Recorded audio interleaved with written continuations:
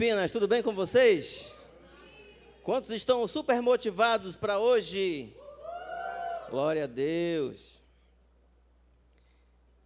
Deixa eu te dar mais um aviso, rapidamente. As apostilas do nosso curso Vida Devocional ainda não chegaram. Isso é um bom sinal. Se está em falta, é porque o negócio é bom mesmo. Querido, você que esqueceu, nós já participamos da primeira aula, não deixa escapar essa oportunidade. Me procura um dos pastores, um dos irmãos, um dos voluntários e faz a sua inscrição, porque terça-feira, 8 da noite, vai ser a segunda aula poderosa e você não pode ficar de fora. Vida devocional é vida de relacionamento com o papai. Glória a Deus. Você pode ficar de pé um instantinho? Vamos orar. Quero te convidar para você fazer a sua oração. Senhor, nós nos expomos nesse momento à Tua palavra, abrimos o nosso coração. Chegou o momento de nós aprendermos com Teu Espírito Santo sobre tudo o que o Senhor tem buscado nos ensinar nesses dias. E que nós possamos sair daqui, Senhor, decididos, edificados, bem resolvidos quanto ao nosso papel no reino do Senhor, Pai. Nós te agradecemos pela Tua maravilhosa palavra, que é viva e eficaz, em nome de Jesus. Você concorda? Diga. Amém. Amém. Pode sentar, fica à vontade.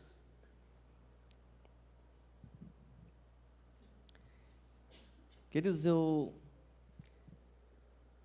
tenho pensado esses dias e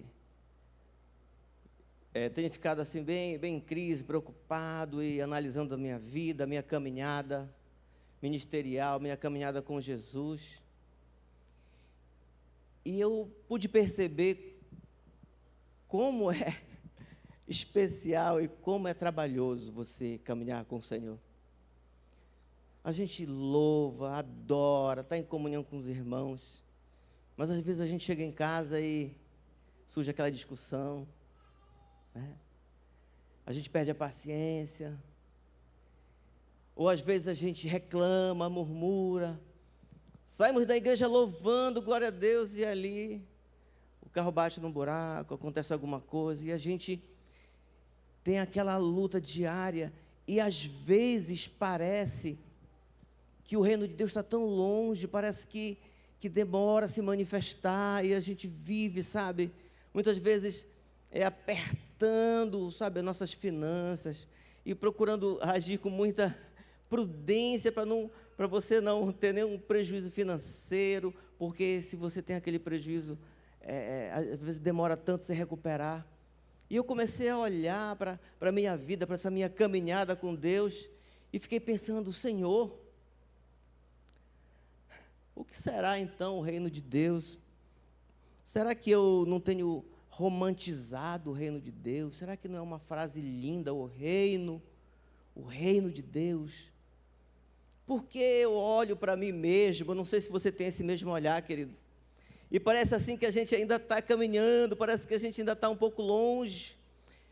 Eu tenho uma mente muito autocrítica, sabe, qualquer palavra, qualquer profecia, qualquer bronca, eu tomo para mim, queridos, eu fico pensando que ainda falta mais, e eu fico preocupado em agradar o Senhor, sabe? E esses pensamentos, eles me corroem, sabe? Porque eu quero sempre estar mais íntimo com o Senhor, viver, quem não quer, né, os milagres, ver coisas sobrenaturais, e parece que isso demora tanto, sabe? Você está no seu life group, e você rala, e você ora, e você jejua, e unge aquelas cadeiras, aí, quando é no dia do life, o convidado não vem, meu Deus, adoeceu, choveu, e aí você, nossa, aí você, o seu plano, aquele monte de sanduíche você tem que guardar, então dá para o vizinho, e sabe, parece que é trabalhoso, e aí a gente às vezes não vê o resultado. E eu fiquei pensando, meu Deus, será que eu realmente conheço? Será que eu sei o que é o reino de Deus? É um lugar, é um tempo, é um ambiente isolado. Eu estou inserido nele. Eu faço parte. Qual é o meu papel? Eu sou proeminente no reino de Deus? Ou é uma fantasia? Eu tenho algum respaldo para ir lá e tomar uma decisão no reino de Deus? Então essas coisas ficam me corroendo, me preocupando, eu fico querendo saber. E para a gente aprofundar um pouco nesse assunto, eu quero te mostrar aqui uma foto, né, para a gente relembrar um pouco sobre essa hierarquia de um reino.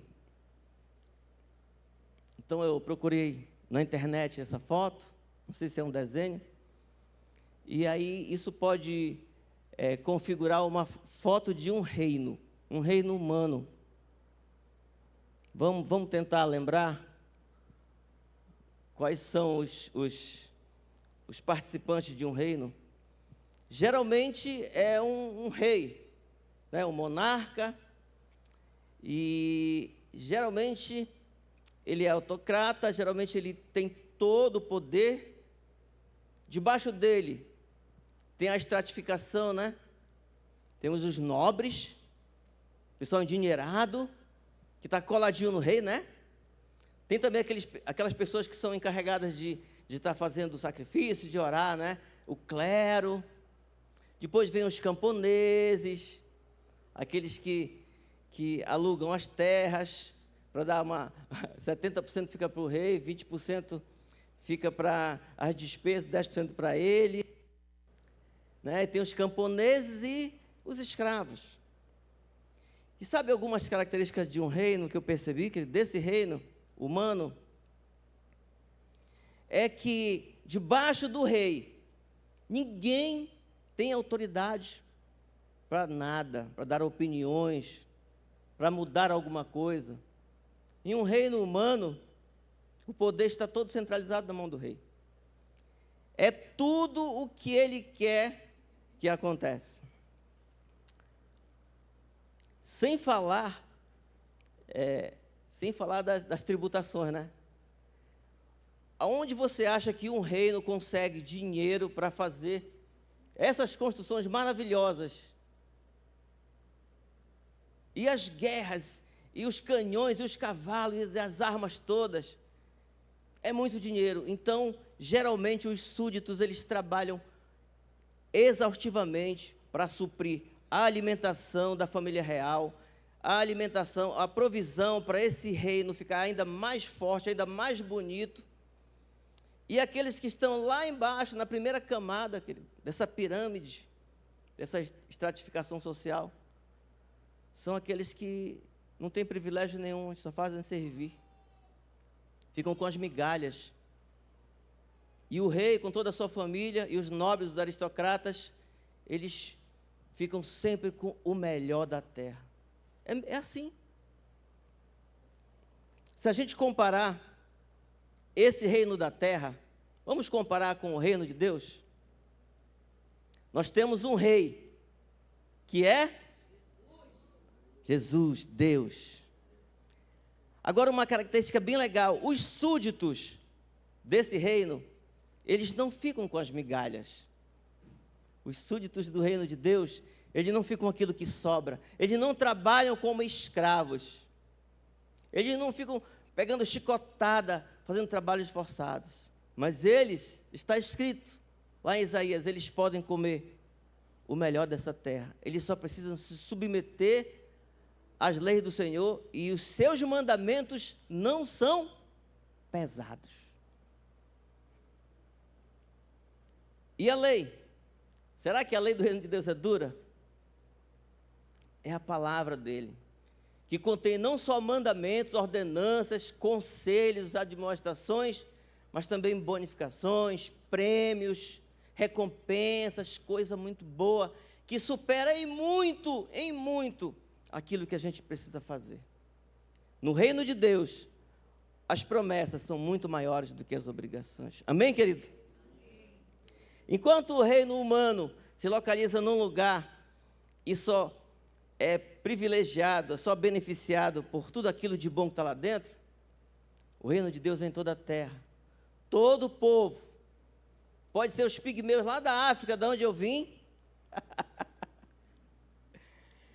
Ou pode ser os europeus, ou pode ser os paraenses, amazonenses, paulistanos, os campineiros. Todos podem se beneficiar, querido. Enquanto o governo de um reino da terra é um governo muitas vezes déspota, você sabia que de todos os países aqui do planeta Terra, 22% ainda tem um tipo de governo absolutista. 22% são governados por reis ou imperadores, ou sultões, emires. Então, é uma quantidade ainda muito grande. Alguns são absolutistas, reinam sozinhos e acabou. Mas alguns já adotam um tipo de constituição, tá? Mas ainda tem esse tipo de governo. E por causa dessas coisas é que eu quero falar desse assunto com você. E esse é o meu tema, queridos. Eu não quero nunca romantizar essa frase, esse tema, esse texto, o reino de Deus. Porque muitas vezes ele acaba sendo realmente tratado como um romance. Mas o reino de Deus é o tema central, queridos, de toda a palavra de Deus. Desde os profetas, passando pelo Novo Testamento, as palavras de Jesus, até Apocalipse, o tema central da Bíblia, o tema central que eu e você precisamos tratar e levar a sério, é o reino de Deus. Então, olha esse versículo em Salmo 145. O teu reino é um reino eterno. Diga comigo, eterno. O teu domínio dura em todas as gerações, ou seja, de geração em geração. Deixa eu te falar uma coisa aqui para a gente deixar assim bem claro o reino de Deus. Muitos profetas ou apóstolos, eles falam que o reino dos céus, o outro fala o reino de Deus. Existe alguma diferença entre essas duas frases? Não. O que acontece é que o apóstolo Mateus, que era o Levi, o coletor de impostos, quando ele escreveu o Evangelho segundo Mateus, ele procurou direcionar para os judeus, para os israelitas, porque na cultura judaica não era comum ficar falando o nome do Senhor. Então eles achavam que era usar o nome do Senhor em vão.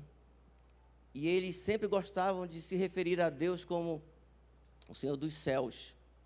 Então, o Evangelho de Mateus tratava, na sua maioria, eu acredito que 95% das vezes que ele falou, direcionado para os judeus, ele tratava o reino dos céus.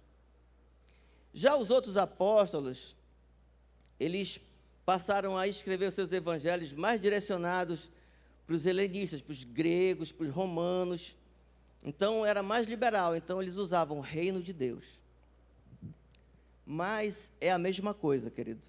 É o reino do nosso Senhor. E o reino de Deus é algo real. É mais real do que o que você come. Mais real do que eu visto, do que eu toco. É um reino eterno.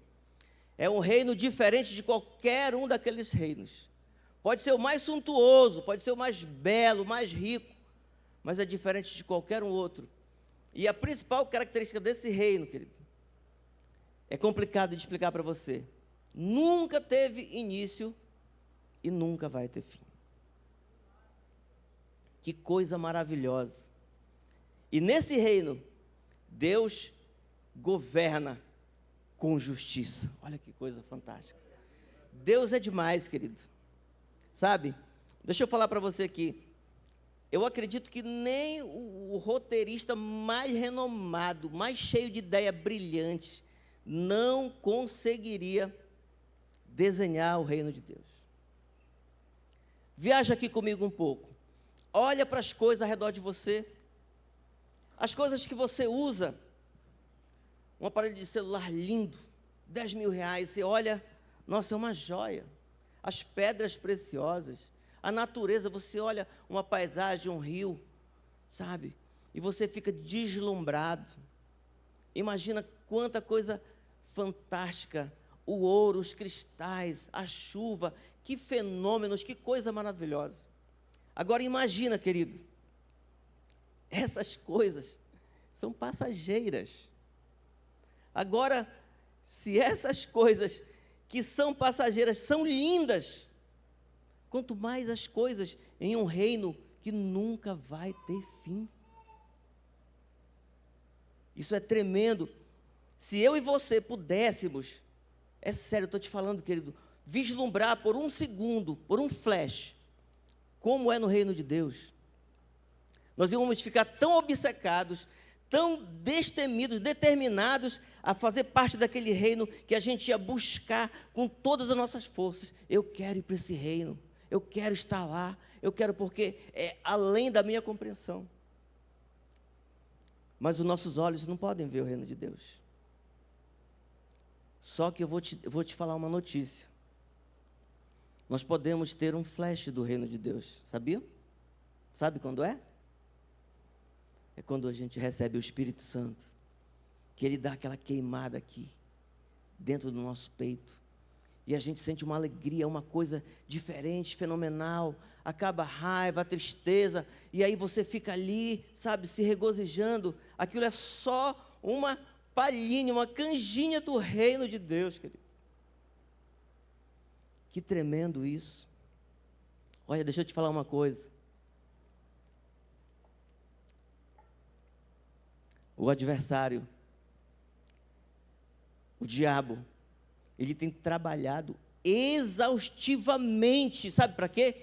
Para tirar, para anular a importância do reino de Deus. Ele tem, sabe, investido pesado em distrações, em tecnologia, em serviços, mão de obra, produção. O inferno é cheio de criatividade, e ele usa artifícios para encher o nosso tempo, e ele quer que pareça que o reino de Deus é algo monótono.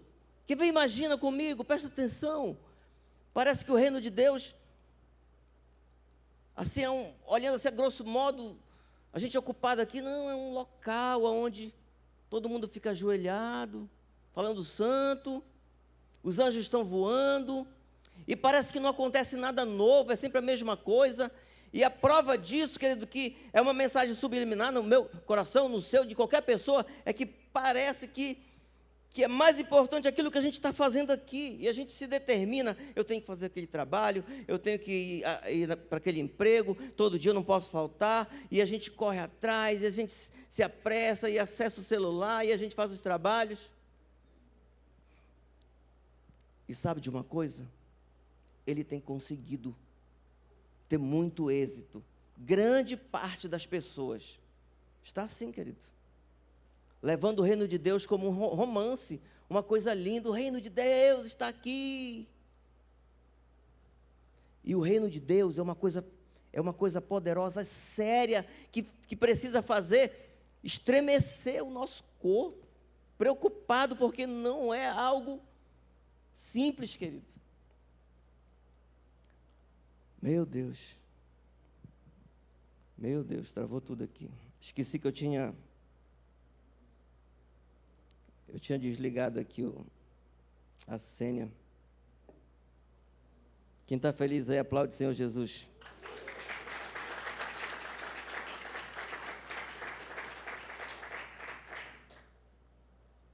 Espera aí, que travou aqui. Voltou. Olha, deixa eu te falar uma coisa.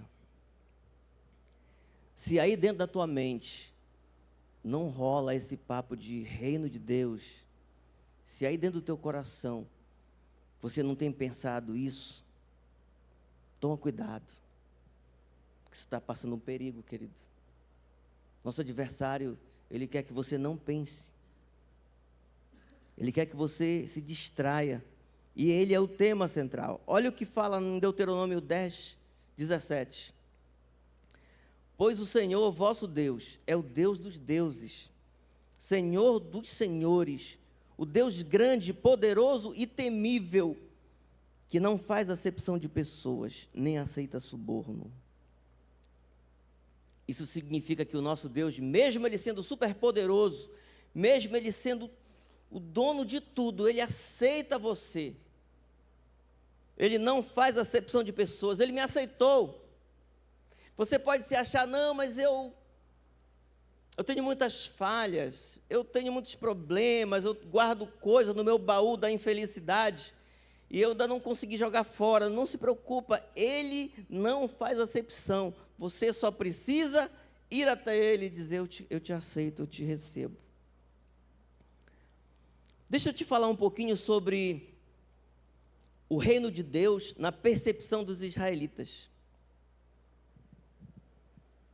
Eu fico me perguntando, por que um povo escolhido por Deus, os israelitas, os judeus, tinham essa percepção que a gente estuda hoje, sabe? Que até hoje estão em guerra, procurando uma porta, uma saída, e não acha. O que houve? Como é que é isso? Por que aconteceu dessa forma?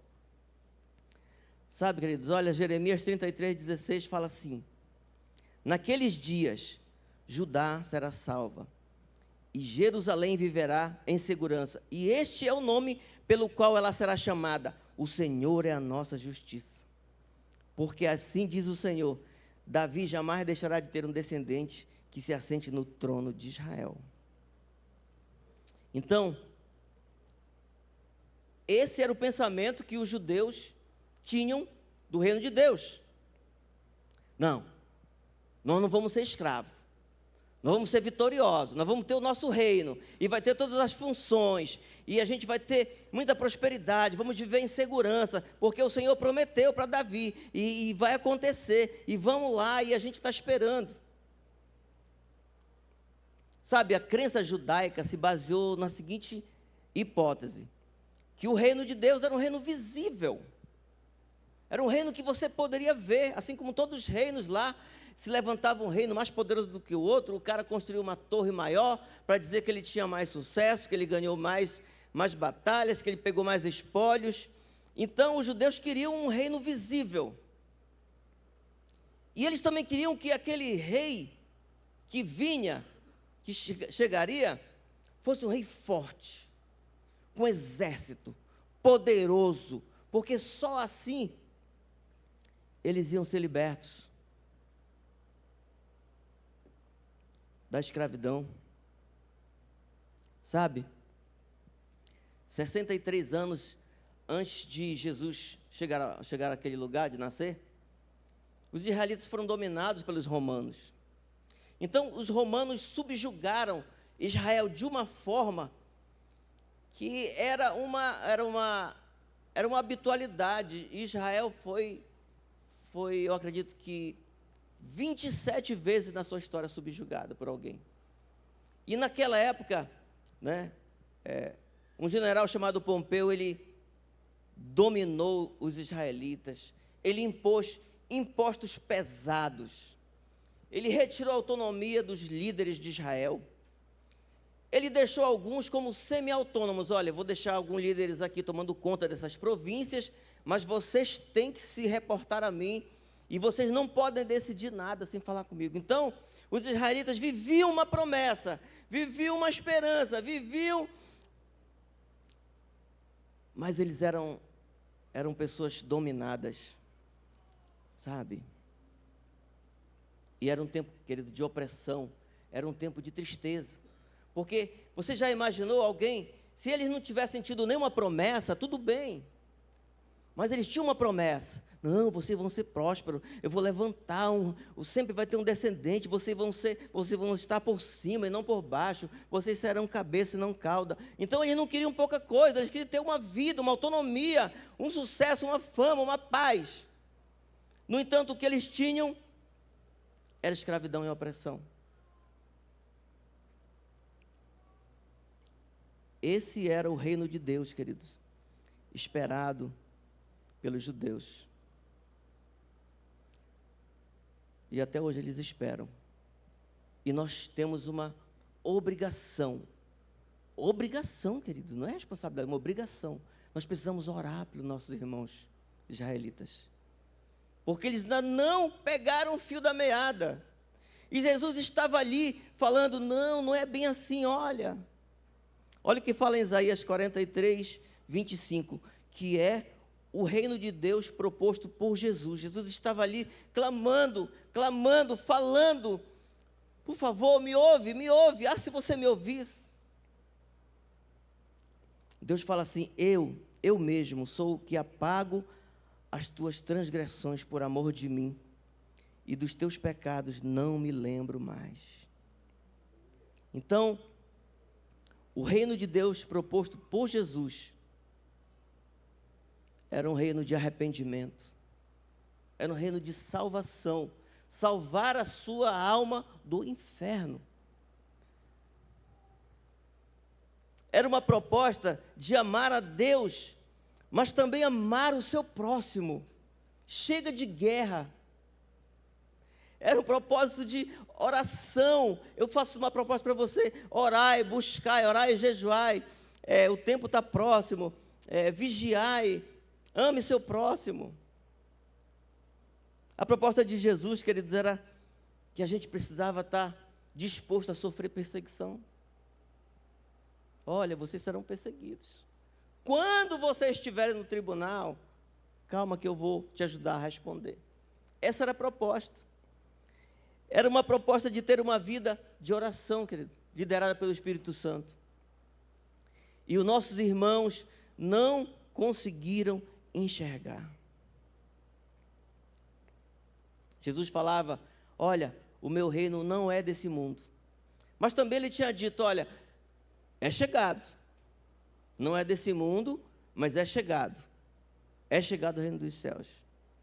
Então, o que eu vejo com isso? Que o reino de Deus não é daqui, é de lá. Mas ele veio. Ele não é daqui, mas ele chegou aqui. Isso significa o quê? Que as coisas que eu e você, que entramos no reino, tem alguém que entrou no reino? Tem alguém que entrou no reino? Por favor, me ajuda. Você entrou no reino? Você está no reino? Isso significa que os assuntos que eu preciso tratar são os assuntos lá do reino. Não trata muito das coisas materiais, não trata tanto do enriquecimento, dos projetos, mas trata daquilo que Deus quer, dos planos que são de Deus, que são infinitamente superiores aos planos dos homens. Deixa eu falar uma coisa para você, querido.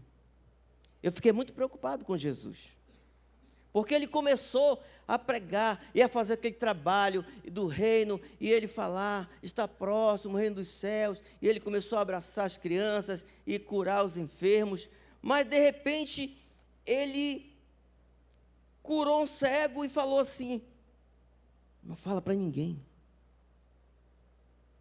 Aí vai, cura uma outra pessoa, não fala para ninguém. É um branco. Como assim? Tem muito perdido, nós precisamos falar, nós precisamos divulgar. Eu pensei, Jesus, quanto mais pessoas souberem desse milagre, por favor, é melhor. Mas sabe de uma coisa, querido? Jesus estava correndo um risco.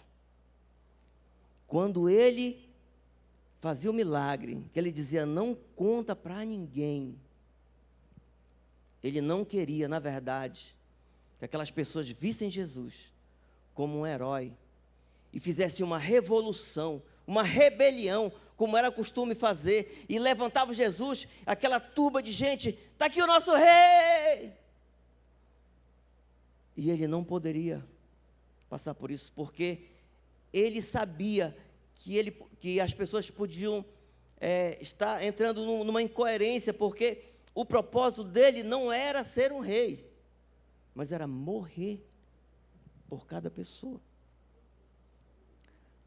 Agora deixa eu te fazer uma pergunta, que eu andei percebendo. Por que quando Jesus falava e fazia milagres lá no templo, lá onde os fariseus, lá onde os saduceus, os doutores da lei estavam lá, e ele fazia aqueles milagres e tal, o homem da mão ressecada, e por que ele não dizia, não fale nada, Já parou para pensar? Porque ele tinha certeza que lá dentro, as pessoas que estavam dentro da igreja, nunca iam divulgar, porque eles eram invejosos, e eles jamais iam multiplicar a notícia do reino. Tu já pensou que coisa terrível e triste, dentro do templo, as pessoas não contribuíam com o reino? Meu Deus, tem misericórdia de nós. Então essa era a proposta do Senhor: segue-me, carrega a tua cruz, vem comigo. O meu reino não é daqui, mas é um lugar que nem passa pela tua mente. Eu vou te surpreender. Deixa eu te fazer uma pergunta, querido. Quando o reino de Deus veio até a terra? Já parou para pensar? Quando foi que começou o reino de Deus aqui? Talvez você diga, e você não está errado, se você disser, olha, foi quando eu me converti. Não está errado. Mas alguns estudiosos acham que foi quando Jesus nasceu, porque os reis magos foram visitá-lo e levaram presentes, né, um rei. Outros imaginam que foi quando eles estavam reunidos num só lugar e veio o Espírito Santo e os batizou e os capacitou para a obra. Mas a palavra de Deus fala que Jesus foi batizado por João, recebeu o Espírito Santo e foi impelido ao deserto para passar um tempo ali. E depois, quando ele saiu do deserto, olha só, presta atenção comigo, ele soube que João estava preso. E foi a partir daí que ele começou a pregar a boa nova, dizendo: o tempo está cumprido e o reino de Deus está próximo. Arrependei-vos e crede no Evangelho. Sabe, eu fiquei pensando, por que ele esperou João ser preso? Sabe por quê? Porque ele esperou João consumar o trabalho dele. Depois que João foi preso, ele não sairia mais da prisão, mas seria decapitado. Então, ele entendeu que João completou o seu trabalho, e ele só se manifestou depois que o seu principal precursor terminou o trabalho. Como é maravilhoso a gente completar o nosso trabalho, como é maravilhoso a gente fazer tudo o que tem que fazer, e o Senhor vai dizer, não, agora eu vou me manifestar, porque agora o meu servo preparou o meu caminho.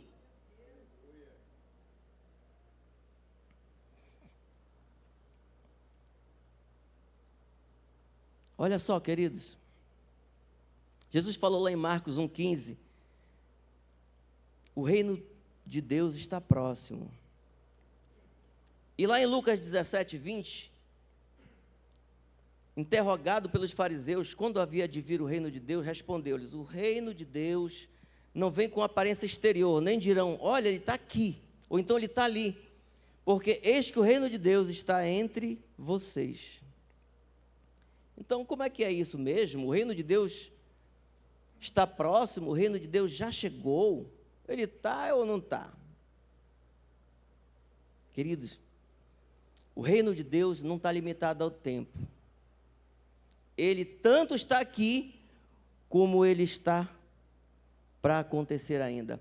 Acontece que o reino de Deus, ele não é pleno ainda, ele não está completo, ele está em transformação, em crescimento, sabe? E cada dia que uma pessoa conhece Jesus, o reino de Deus começa a crescer. Cada dia que alguém se arrepende, ele começa a crescer. Cada dia que alguém se alegra no Senhor e recebe o Espírito Santo, ele começa a crescer. E tu sabes quando vai ser a plenitude? Vai ser no dia da volta de Jesus, querido. Amém. Nesse dia, pode aplaudir o Senhor Jesus.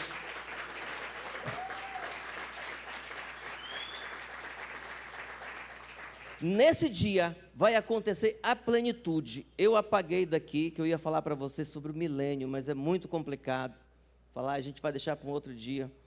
Mas quando Jesus voltar, vai acontecer coisas fantásticas, maravilhosas. Ele vai abrir os nossos olhos e você vai dizer assim, olha, valeu a pena eu esperar. E enquanto isso, ele vai crescendo dentro de cada um de nós. E agora, querido, eu quero começar a minha palavra. Quero começar agora com uma pergunta para você. Lá vai bomba, te vira aí. De que forma o reino de Deus vai se manifestar aqui nessa terra?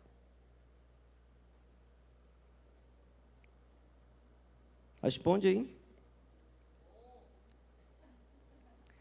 Sabe, é uma verdade, as pessoas estão vivendo uma vida desregrada, alucinada, uma vida sem sentido. Você está aqui, mas o que eu estou falando não é para você. Tem gente que está procurando alguém para seguir, desesperado, quer ter uma identidade e não acha.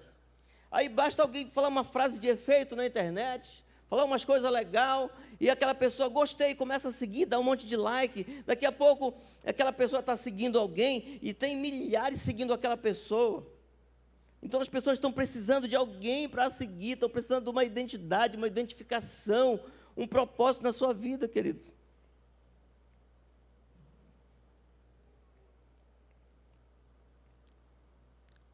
E para falar a verdade, o reino de Deus, é muito bonito, né, dizer que o reino de Deus está dentro de mim. Essa é uma tradução, mas Jesus falou, o reino de Deus está dentro de você.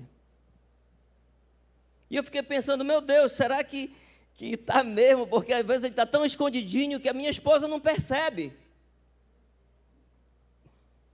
Às vezes eu me pego com raiva do meu gerente, porque ele me tratou mal, aí de repente eu passo por um monte de pessoas, e aí eu penso assim, nossa, eles não notaram que eu tenho o reino de Deus? Ei, eu vi uma frase de efeito ali, dizendo, olha, pregue o reino de Deus, se possível, se for necessário, use palavras. E eu entrei em crise, eu digo, como é que eu posso viver esse reino? Como as pessoas vão ver o reino de Deus? Como? Sabe, quando eu comecei a estudar isso, aí eu comecei, sabe, o reino de Deus está dentro de você, está dentro de você, está dentro de você. Aí eu fiquei mastigando aquilo dentro de mim, peraí. Mas teve um dia que Jesus falou que a boca fala aquilo que está cheio do coração, né? Então isso significa que eu vou começar a falar coisas, vou começar a trazer aqui para fora, coisa boa, perdão, alegria, amizade, companheirismo, ajuda às pessoas, bondade, fidelidade, sabe, queridos? Então eu cheguei à conclusão que o reino de Deus está dentro de mim, está em mim e tem que estar fora de mim. As pessoas precisam passar por mim e dizer, o reino de Deus, olha o reino de Deus. E eu estou, queridos,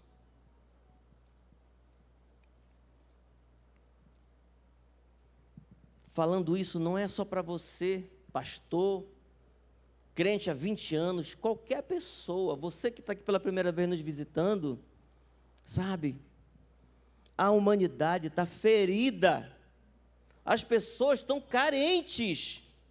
Deus trouxe você aqui nesta igreja para te dizer, querido, que de uma certa forma, você representa o reino de Deus, você é o próprio reino de Deus. Deixa eu te falar, existem pessoas que estão precisando de um abraço. Existem pessoas que estão precisando de um sorriso só, é tão barato, querido, um sorriso.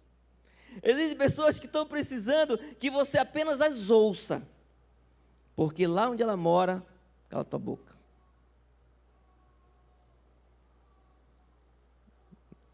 Só fala besteira, e quando fala ainda está errado.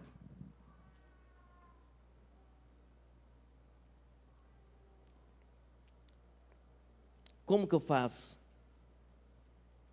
para manifestar o reino de Deus? Como que eu faço? Você tem que ser ousado, querido. Você tem que ficar igual o leopardo, esperando uma oportunidade para dar o bote. Eu duvido você escutar o leopardo do teu lado, quando ele está dando bote. Eu duvido. Ele fica ali, ó. Mano, na hora que piscou, ele vai em cima de você. Você precisa ficar assim, sabe, dando bote, e quando a pessoa se distrair e disser assim, ai, está tão ruim, aí você, opa, você vem cá, o que houve? Fala. Às vezes a pessoa diz do nosso lado, não estou legal. Aí você, o que é mesmo que você falou? Pô, não, peraí, eu vou ali, depois eu volto. E a pessoa ficou assim. Nós temos que ter ousadia, queridos. O reino de Deus cresce através do meu testemunho, do seu testemunho. Ele cresce através daquilo que você mostra do lado de fora do seu corpo. Não é dentro, não. O Espírito Santo está dentro de nós. Mas o reino cresce quando as pessoas veem o Espírito Santo impregnado pela parte de fora do seu corpo. Deixa eu te contar algo. Eu estava lá no meu trabalho, sabe? Igual um leopardo dando bote, sabe? Estava dando bote, ela estava preparado. Rapaz, aí entrou é porque eu trabalho lá no Itaim, né? Itaim Bibi é um bairro chique, né? Aí entrou uma madame lá, né? De preto, e ela sentou no meu guichê, a gente começou a conversar, e ela disse assim, olha, eu estou quebrada, bota isso aí no penhor. Um monte de joia, estou quebrada. Aí eu notei que isso era uma deixa, né? Eu estou quebrada. Não, se a pessoa não fala nada, eu estou quebrada, ela quer ser reservada, né? Mas ela falou, bom, então acho que ela está liberando aí uma conversa. Então, minha querida, o que houve e tal, e tal? Ela disse, olha, eu vendo vinhos, tenho uma adega muito famosa, mas desde a pandemia, me quebrou, e eu estou ferrada, eu vou botar isso aqui, eu vou levantar pelo menos uns 20 mil, uns 15 mil, para poder eu ver o que eu faço. Aí eu falei, não vou falar nada não. Não vou falar nada não. Aí aquela voz, fala? Não. Porque é pesado, os paulistanos não gostam de ouvir essas coisas não, é coisa pesada. Não, fala. Aí eu falei, escute, eu tenho uma coisa para te falar. Deu coragem. Olha, toma cuidado, não fala qualquer coisa não, porque essa aí foi meio arriscado para mim. Mas eu falei assim para ela, eu tenho uma coisa para te dizer. Ela olhou assim, falei, olha, Deus não quer que você venda bebida para trazer cirrose hepática para as pessoas. Deus não quer você vendendo bebida. Abre um outro negócio. E eu vou te dizer uma coisa. Olha, escute aqui para mim. Deus vai te abençoar. Eu declaro sobre a sua vida. Deus vai te abençoar. Mas sai desse ramo. Aí ela pegou a grana e tal, bacana, e agradeceu muito. Tudo bem, tchau. Eu estava 2 semanas atrás, isso aconteceu, queridos, há alguns meses. Eu estava 2 semanas atrás, trabalhando, aí voltei do almoço. Aí tinha uma moça lá, sendo atendida por um colega meu, e eu não reconheci. Aí eu fiquei até meio estranho, né, porque ela ficava olhando para mim, e falei, nossa, a mulher está olhando para mim. Aí ela falava com o meu colega e olhava, falava com o meu colega. Aí até que ela levantou e disse, ei, Alexandre. Falei, oi, tudo bem? Como quem conhece, né? Mas não lembrava dela mais. Aí ela falou assim, olha, deixa eu te falar, eu vim aqui para te dizer uma coisa. Bendita a hora que eu vim aqui no teu guichê. Bendita a hora. Aquelas palavras que você falou não saíram da minha cabeça. E ficou ali, e ficou ali. E sabe de uma coisa? Eu falei, eu vou acabar com essa empresa. E eu acabei com a empresa, e aí logo em seguida eu montei uma empresa de produtos de alimentação vegana, e olha como Deus me abençoou. Eu vim tirar as minhas joias e dizer que você é uma bênção na minha vida.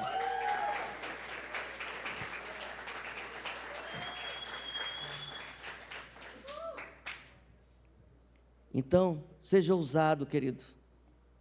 Seja ousado. Seja ousado. Procure a orientação do Espírito Santo para você não falar nada indevido. De repente, se a pessoa ela não é muito receptiva, essa frase que eu falei ia ofender. Mas quis Deus que fosse assim. Então, manifeste O reino de Deus sendo ousado. A segunda forma que eu quero te falar, que você vai manifestar o reino de Deus, é glorificando a Deus e não a você mesmo. Glorifique a Deus e não a você mesmo. Eu tenho que glorificar o meu Pai. Sabe, querido, muitas vezes a gente está tendo uma vitória muito poderosa, sabe? Conheci a mulher da minha vida, casei, ela é linda. É o meu charme animal. Você nem sabe que foi Deus que te deu. Esse emprego que você tem, querido, essa oportunidade que apareceu, essa bênção, essa ação na justiça, saiu alguma coisa favorável para você, querido. Não retenha a honra que é de Deus. Todas as tuas vitórias, olhe para trás, tudo que você recebeu, tudo que você conquistou, as coisas que vieram parar na tua mão, tudo bem, você usou, querido, a tua experiência de administrador, de contabilista, um cara poliglota, e você fica pensando, nossa, fui eu, sabe, eu ralei, eu peguei pesado e eu conquistei isso aqui, sabe, há uma grande chance de a gente nunca passar disso, porque a gente não glorificou o nome do Senhor. Deixa eu te falar uma história, querido. Existia um cara, o Daniel, que você conhece, o Daniel da Bíblia, lá em Daniel 2, deixa eu te falar rapidinho. Daniel estava ali e o rei Nabucodonosor teve um sonho, querido. E Daniel era um homem tão abençoado que quando ele começava a orar, antes de ele terminar de orar, a bênção chegava. E ele estava ali, e Nabucodonosor teve um sonho terrível, com uma estátua gigante. E aí ele chamou todos os sábios, todos os conselheiros, magos, adivinhos, e disse assim, gente, eu sonhei um sonho terrível, eu quero que vocês me falem a interpretação do sonho. Só tem um detalhe, eu também esqueci o sonho. E eles começaram a enrolar o rei. Não, rei, fale aí o sonho que a gente interpreta. Não, vocês vão ter que falar o sonho também e a interpretação. Não, rei, não, a gente não consegue. Aí o rei ficou furioso e mandou matar todos os sábios, porque ele entendia que eles eram charlatões, sabe? E quando eles estavam ali para matar os sábios, Daniel estava no meio para ser morto. E aí ele chegou e disse, olha, por favor, rei, não mate os sábios, eu vou orar e você vai ter a sua resposta. Você vai ter a sua resposta sobre o seu sonho e sobre a interpretação. E aí aquele rei deu um prazo e Daniel ficou orando ali, orando com seus amigos e clamando. E quando Deus falou para ele o significado do sonho e também o sonho, eles glorificaram o nome do Senhor. E aí Daniel foi parar na presença do rei. E aí o rei ainda deu a frase legal, que é para o cara se firmar como poderosão, sabe? Ele falou, Daniel, você sabe qual foi o meu sonho e a sua interpretação, você sabe? E Daniel, olha, o rei, deixa eu te dizer, não há ninguém nesta terra, nem um sábio, nem um mago, nem um adivinhador, nem um intelectual, não há ninguém que saiba o teu sonho nessa terra. Naquele momento, querido, eu lendo esse texto, eu percebo que o rei poderia dizer, basta, não fale mais nada, degola. Sabe? Olha o risco que esse homem passou. Não há ninguém na terra, não há ninguém, nem um sábio, ninguém que possa decifrar o teu sonho, ó rei. Mas há um Deus no céu,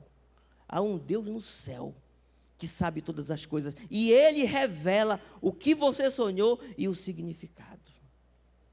Naquele momento, Daniel, ele perdeu uma ótima oportunidade de se autopromover, dizer, olha, eu sei, mas ele nunca aceitou ficar com a glória. Por isso, querido, nessa caminhada, para você entrar no reino de Deus, não aceite a glória. Reconheça que tudo que você tem, tudo que você é, as tuas conquistas, os teus sabores, até os teus dissabores, querido, cada coisa que você conquistou exaustivamente, foi Ele que te deu. E a última coisa, para a gente encerrar: manifeste o reino de Deus através da compaixão. Gálatas 6:2. Levem os fardos pesados uns dos outros, e assim vocês cumprirão a lei de Cristo. Você sabia que a nossa mão não precisa ser estendida para o outro? Qual é o fardo? É você oferecer ajuda. Eu quero te convidar, querido, cada um de vocês que está aqui, a você crer que você está no reino de Deus. Crer que Deus te chamou para ser luz na vida das pessoas. Deus te chamou, é sério, querido, para você ser alívio para aquele cara que está cansado. Talvez você diz, mas eu não tenho quase nada, eu só tenho 2 peças. Eu tenho 2 peças de roupa. Mas João, quando estava pregando o evangelho, querido, disse assim: raça de víboras, quem foi que te ensinou a fugir da ira que vai chegar? E as pessoas ali sendo batizadas por João, e aí eles disseram: então o que é que a gente deve fazer, João? E ele falou assim: se você tiver 5 peças de roupa, pegue aquela que não serve mais em você e dê para o seu próximo. Amém? Amém. Não. Ele falou assim, desculpa, tá, querido, eu gosto de brincar de vez em quando. Ele falou assim: se você tiver 2, dei uma. E tem mais, não é para escolher. Se você tiver dúvida, fecha o olho, embola tudo e pega essa. Queridos, há pessoas precisando de uma resposta nesse mundo. Há pessoas precisando de uma saída, de uma esperança, não sabe mais o que fazer, querido, cheio de amargura no coração, achando que ninguém ama. Tem pessoas, queridos, que estão na depressão, mas você tem o reino de Deus dentro do seu coração. E deixa eu te falar uma coisa: esse reino de Deus vai transbordar hoje, e vai começar a manifestar do lado de fora, e você não vai conseguir aguentar. Quando você olhar para alguém do seu lado, você vai ter vontade de ajudar, de abraçar, de estender a mão, de falar do amor de Deus, de elogiar, querido. Fique em pé em nome de Jesus. Meu Deus, tive que passar várias coisas aqui que o tempo voou. Pastor, esse relógio acho que está com defeito, pastor.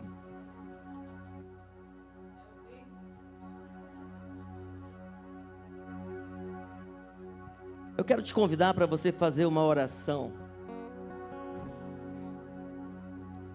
Faz a tua oração particular, mas eu quero que tu incluas essa frase: Senhor, venha o teu reino na minha vida. E as pessoas não vão precisar mais ir lá no Tibete para fazer meditação. Quando eles quiserem ver o reino de Deus, é só olhar para mim. Faz essa oração ousada. Até você que aí está só nos visitando aqui, você que tem anos de experiência, e você que está aqui debaixo do som da minha voz, faça a oração: Senhor, venha o teu reino. Quando chegar uma pessoa faminta, quando chegar alguém depressivo, alguém triste, magoado, solitário, alguém que o Senhor mandou, porque foi o Senhor que enviou essa pessoa, Senhor, que a pessoa olhe para mim, que ela passe por mim, ela sinta o reino de Deus. Eu quero ser luz, eu quero ser alívio para o sedento, eu quero ser remédio para o doente, eu quero dar o meu abraço naquele que precisa. Faça a sua oração enquanto a gente adora. Faça a sua oração, querido. Não saia daqui caladinho, eu vou fazer a minha aqui. Os povos se curvam.